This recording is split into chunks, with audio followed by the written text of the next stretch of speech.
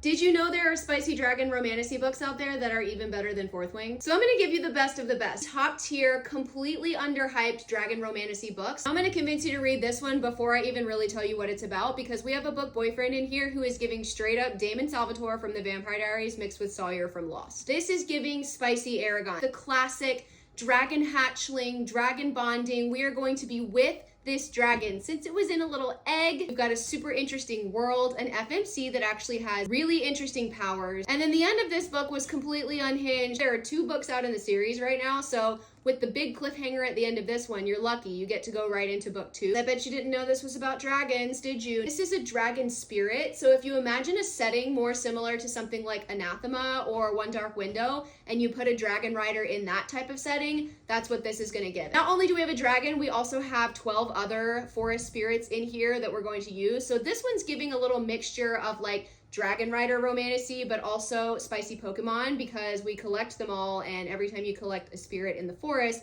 you get to utilize its power. Of course, we also have a Morally Gray Man too, who is way better than Xaden Ryerson, you guys. Like, come on. If you're a Dragon Rider girly, there is a chance you are also a vampire romance girly. Magical Academy for vampires with dragon riders. The dragon riders are extinct at the beginning of this book, so you're gonna have to let it cook for just a minute before we get into the dragons, but there are telepathic, sarcastic dragons in here. Instead of having chili pepper time with like a broody wing leader, we're getting it with a Draco Malfoy giving vampire. Hello, that is way more my speed. Us millennials also really have a taste for a well-done love triangle. Fourth Wing adjacent, but we have a love triangle in here, a convincing love triangle. And there is actual emotional damage in this book. That is a sign that it was a really good time for me. I love to be emotionally manipulated. I love to have a book serve emotional damage. I did not see the end of this book coming. Perhaps one of the most controversial Dragon Rider books. When the Moon Hatched, we have to talk about again because the second book is coming out really early next year. People either really hate this